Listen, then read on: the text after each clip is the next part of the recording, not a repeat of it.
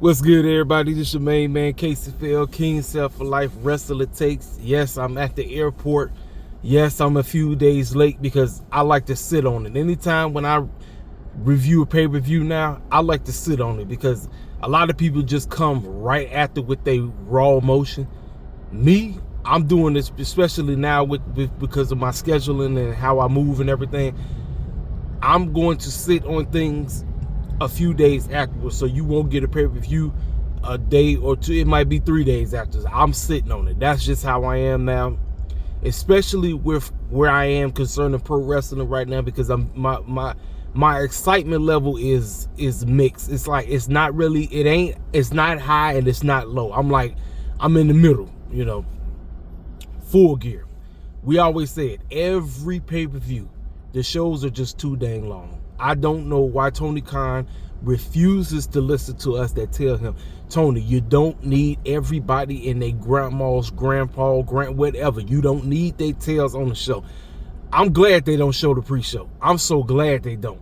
Because I'm not finna sit up there and watch a whole bunch of nothing that don't add to the pay-per-view or nothing.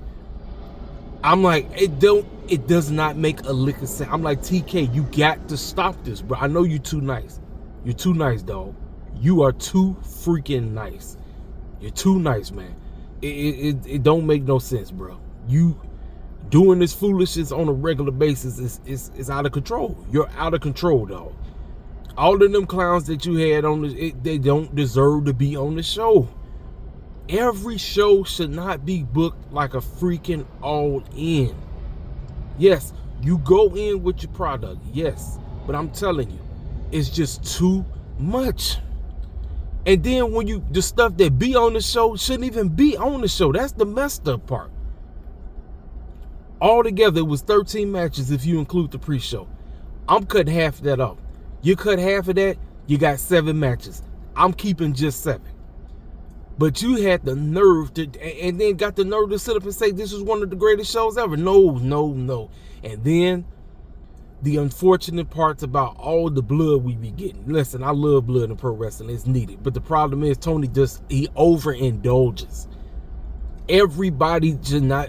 You shouldn't be having matches where everybody and their grandma's bleeding back to back to back to back to back. It takes away from when somebody does get busted open, because everybody is constantly bleeding over and over again.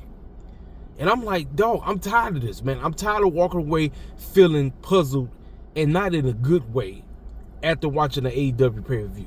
Now, overall, was the show a decent show? Yes. But the problem is, it's too long and it's too many clowns that should not be on this dang show. I'm sorry, they shouldn't.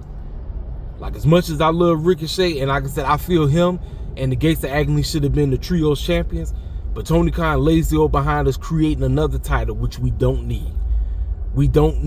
But he decided to create this new national championship. It's just stupid. I'm sorry. It's dumb. And I'm going to tell you the bold-faced truth. You know what? You want to know? I'm going to say it. You know why he did it? Because he already know I can't have more than just one FBA in the main event title. So, I said it. I'm going to ruffle some feathers with what I just said. Yes, I said Tony Khan ain't slick. Just because you got swerved there don't mean nothing. So we like, all right, well, I know Bobby Lashley ain't going to be in the picture. I know Shelton ain't going to be in the picture. I know Ricochet ain't going to be in the picture. So let me go ahead and create this new quote-unquote championship for them.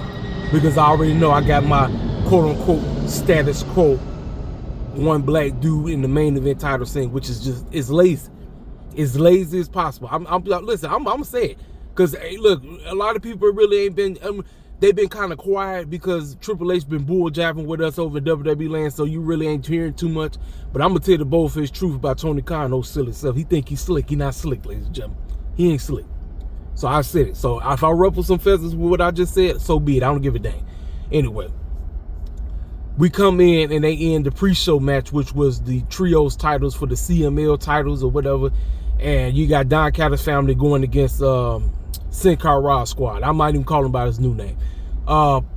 We got to continue the dissension between Okada and Takeshita, and that's exactly what happened. Sin Cara's boys retained their titles, and Okada and Takeshita still beefing. They beefing within the situation, And it's gonna come to play come the Continental Classic. Next, we get the first match, which is really is the second, but because they opened up the show with the ending of the pre-show match, we got Pac and Darby Allin. And ladies and gentlemen, Darby always kills it in the openers. Him and Pac killed it. They killed it. All banged up, all burnt up. I mean, listen, Darby is a crash test dummy walking. I'm trying to tell y'all. That boy is a crash test dummy walking. But with help from you-know-who, the Death Riders or whatever you want to call them, coming out there, Pac pulled out a bat, popped that man in the head. My ref wasn't paying attention, and Pac got the win. And I'm going to say it like this. As much as I wanted Darby to win, I don't have a problem with Pac winning, even though they cheated, but I don't have a problem with Pac because Pac been gone for a long time. So, and you know Darby don't care about winning anymore. All Darby want to do is just get beat up. That's all he care about. So then we go into the women's fatal four-way to determine the stipulation for the semifinal matches for the women's tag team titles. And I said, well, if Tony Khan is smart, a face group got to win here because the heels are winning the tag team titles. That's just how it is. It's always put the titles on the heels so the heels can get heat, and then the baby faces can go on a run. Willow, Harley Cameron, the Sisters of Sin, Tony and Mina, and then Megan Bain and Marina Shafir. And with all the goofiness that was going on in the match, I thought the women did a pretty solid job. I thought they all did a swell job. Tony and Squad won. Tony and Mina. So that tells me right there, a heel group is definitely winning the tag team titles. I would put them on Julia and Sky Blue, and guess what? I would do it at freaking World's End. Where is Sky Blue from? She's right from the career. She's right here from Chicago. So I would actually take the Sisters of Sin winning the inaugural women's tag team titles. That's just me. I don't know how y'all feel about it, but I thought they did a good job. Next, we got this matchup, which I don't think we should have had. This is the new championship, the Casino Battle Royal, whatever it is, whatever. Ricochet won. Ricochet was getting beat up the whole time. And I said, this is Ricochet's a win. Like I said, because this is how Tony Khan booked. This is what he does. Like I said, he don't want nobody, us outside of Swerve in the main event scene, which is just lazy as heck. I don't give a damn how you look at it. Just lazy. Ricochet win. A new championship, which we don't need, but it is what it is on that. Now we get the tag team titles. FTR versus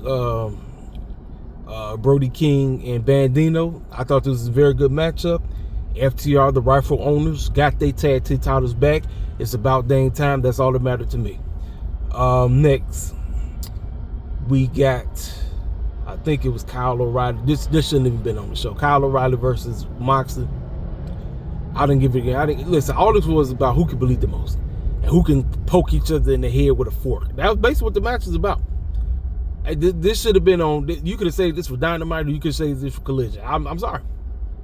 And Kyle O'Reilly won. Great. Don't give a dang. Next, the TNT title match. Now, if it was going to be if you was going to have two matches with the blood, I would have been okay with this. But again, you already know. Mark Briscoe loved to bleed. That is, I respect the mess out of Mark Briscoe. You know what I'm saying? I'm a huge Mark Briscoe guy. Kyle Fletcher has done wonders for that TNT title, but you knew that Mark Briscoe was getting the job done. You just knew it. I mean, they thumbtacks, tables busted open. I mean, you know it. The whole script, the whole nine. Mark Briscoe is your new TNT champion. What else can I say? Now we get the 6-man tag team match. Now this was a shocker because I had Kenny Omega and Jurassic Express beating the Young Bucks and Josh Alexander. No. And this was for the $1 million. The Young Bucks and Josh Alexander defeated Kenny Omega and Jurassic Express. And I was legit shocked. I was shocked because I said, I ain't no way in the world that I have them winning. That's not because I was thinking about the reunited of Kenny Omega and the Young Bucks, right? So they win the money, and as they walking off, the family is out there just manhandling Kenny. I mean, they just beating the brakes off of him. And Don Callis is like, hey, let's take the money and let's roll, boys. Let's roll. And Young Bucks are, they like, man, look, we was just doing was just trying to get the money. Yes, we broke as a joke. We trying to get back up. We're trying to come up, but we're not trying to be like that, And sure enough, they snapped. They ran back there, tried to run off the family. So the family tried to jump them. So they got them out. Kenny was like, it's still like Kenny really don't believe that they back together again, but we'll see how that play out. But I was legit shocked. I would say if Tony Khan is one thing Tony Khan is good at, he's good at making you think something gonna happen and something else end up happening. So Josh Alexander, Young Bucks win, but the Young Bucks is, if you want to say, somewhat back with Kenny. I guess that's the continuation of them double crossing Don Callis and family. Next, Mercedes versus Chris for the AEW Women's Championship. Don't give a dang what nobody has to say. I know a lot of people aren't on board with this Mercedes story. I'm trying to tell y'all, Mercedes story is the easiest story being told right now. This woman is going around winning every title, all these different independent wrestling corporations, and she has those titles, but the number one title she cannot get is the AEW Women's Championship. This match alone, her and Chris, I'm going to tell you the truth. Mercedes once again made Chris look even better than before. Now, if I'm going to be 100%, I would take the first two matches, because this was part 3. I would take the first two, but the first two matches were a little bit better, but the story, again, was her arm. So the question is, how the heck, and she came out as the alien, so I guess the alien is back. The story was, how the clown is Chris going to overcome Mercedes with just one arm? That's what the storyline was. Somehow, some way, Chris got the job done, and she retained her championship, ladies and gentlemen. She retained. Now, I say, that's what I'm talking about. Fools keep sending up here saying Mercedes is just, just dog rocking and she running everything. I'm like, but what did she just do right here? What did she just do right here? She just put over Chris in one of the biggest possible ways she could possibly put her over. But Mercedes' story is she cannot win the big one. I don't know why it's so difficult for fools to actually grip that. I know you feel a certain kind of way about Mercedes.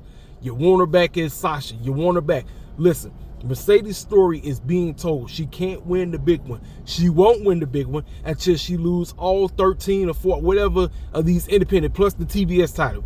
And I got a feeling she gonna drop that TBS title to Harley Cameron or somebody. But whoever is winning those independent championships are gonna be better off when the time calls for it. But Mercedes' story is being told. She cannot win the big one. It is not even that difficult to tell. It's easy.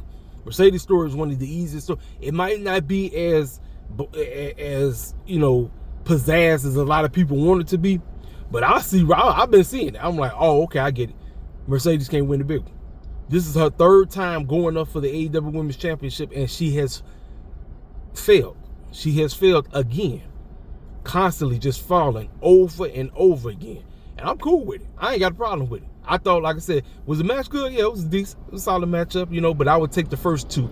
I would take Mercedes Chris 1 and Mercedes Chris 2 over Mercedes Chris 3. Now, the story of overall, I'm cool with the story.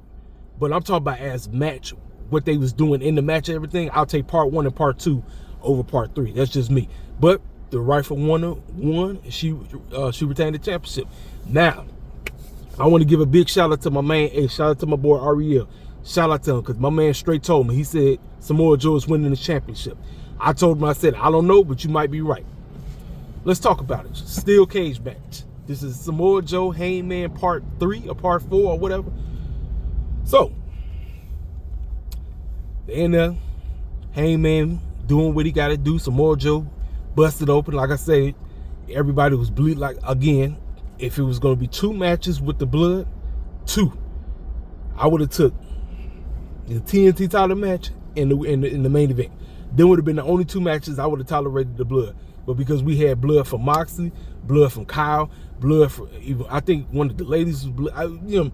Everybody was bleeding. It was even Josh Alexander found a way to get busted open. It's just crazy. I'm like, man, Tony Khan, y'all, the blood is just too much. It's too much. It's like then the feeling of blood in AEW, you don't feel nothing because that's all they do. But Samoa Joe's bleeding buckets, bleeding all over the place, So now here come the Ops. Ops coming in here, they cheating. Here come oh my goodness, my Asian guy. Y'all know who I'm talking about. He coming in there thinking he finna do something. He ain't do nothing. And then Hobbs come and just straight break the chain of the door like a straight boss. Got up in there just to get jumped by Hangman. You know how the game works. So all this stuff going on, everything is going on, right? So nobody really paying attention. Then Hook come out of nowhere. I said, wait a minute, hold up. Now remember, there was this whole play on Hook and Samoa Joe and the Ops. Shibata, that's his name, Shibata. Hook not being tight. This was all part of the game. This is all part of the plan. Hook picks up the championship, lays out Hangman, and Samoa Joe does his move, falls right on top of him. 1, 2, 3. We got a new champion, ladies and gentlemen, Samoa Joe. Now, ladies and gentlemen, I'm trying to tell you, I personally believe Samoa Joe will only have the championship until World's End, because I believe what's the trickling effect. So, with Hangman basically getting jumped, nobody coming to his rescue, lights go out. You see some flames. Next thing you see in the shadows is Prince Nana. I said, ladies and gentlemen, it swerved back. Swerve came back looking jacked like a mug. They changed his music up, and it sounded like he got Wu-Tang to do his theme song now. So it sounds like it's Wu-Tang. It ain't this guy that did the original, but it sounds like Wu-Tang and them is doing the theme song now. He come out there jacked up. He come in there. They looking at him. You got all the security guards. You got everybody rocking the Ops shirt and all this stuff, and they looking at him like, what you finna do? Start helping them? Nope. Lays out the security dudes, and you already know him and Hangman started tossing everybody out, laying everybody out. Samoa Joe and the Ops, they dip out, and we last get the last visual of Hangman and Swerve standing side by side, looking at Samoa Joe. Ladies and gentlemen, I think our main event at World's End is going to be a triple threat. I believe it's going to be because Hangman got screwed, he got cheated. So obviously he's owed one more opportunity at the title. Hangman, Swerve, and Samoa Joe will be your main event. But ladies and gentlemen, who lost the title to Samoa Joe at World's End last year? That's right. MJF makes his return to Chi-Town, ladies and gentlemen, to cash in, and he will walk out and carry 2026, the new year of AEW, as your World Heavyweight Champion. And I'm here for it. So, with the main event, the ending, I was cool with all of that. I'm going to be 100% with you. The highest I can go for this pay-per-view, the highest, and I'm being generous. I am being generous, ladies and gentlemen. With all the foolishness that we had in the middle that we really didn't need, the highest I can go. Just being honest. I'm being 100%. This ain't me being no shield. This ain't me being no hater. Nothing. I'm going to be 100%. Honest to God, the highest I could go, and this is barely passing, is a 6 out of 10. This is the highest. I wanted to go 7. I really did. But I'm like, no, I'm not finna chill out, because I told you, it's still too dang long. It's too long, ladies and gentlemen. AEW got to figure out a way. Everybody don't deserve that. I didn't even mention all the other foolishness that happened on the pre-show. You don't need all that. Ladies and gentlemen, you don't need all that. It's just too much. It is too much, ladies and gentlemen. You don't need all that buffoonery. You need one match on the pre-show. The rest of the pre-show, like, I like how they do it. On pay-per-view, they don't show all that stuff. If you really want to watch all that, you can go to YouTube or all the other stuff. That's great. I'm glad that they do that on the pay-per-view. But even still, when you come to the pay-per-view, There's still matches that should not be on there. You don't need to have it. That, like I said, the national championship, you could have saved that for Dynamite. I'm sorry. That's a Dynamite or a collision match. Moxley and Kyle O'Reilly. That's a collision match. I'm sorry. Now, I'm like, you cut them two, get them two out of here. I'm good on that. I'm good. You say that, you know what I'm saying? I'm like, shoot, everybody don't, and all the other crap on the pre-show, that don't need, it shouldn't be on the pay-per-view. It shouldn't. It should not be on the pay-per-view, ladies and gentlemen. It shouldn't. But, like I said, man, I need to figure out how to get in contact with Tony and just be 100% with him and tell him, like, hey, bro, listen, I appreciate everything you do. I'm glad that we got a so-called alternative or whatever, but what you doing in the format of how you laying out your pay-per-views, man, it's just too much. It's way too much, man. And then the bleeding, everybody don't need to be bleeding. You don't need to have back-to-back-to-back. No. If you're going to have, if it's going to be 1 or 2, that's it. That's the max. But you having 3, 4, 5, like, no, bro, it's too much. Everything don't need to be, what's the pay-per-view from ECW, Barely Legal, what? Everything don't need to be from that. It don't. But that's Tony Khan. That's how he booking. It's sad. You know what I'm saying? You know, like I said, I want this company to thrive. I don't want this company to go away. There's a lot of fans who want this company to be gone.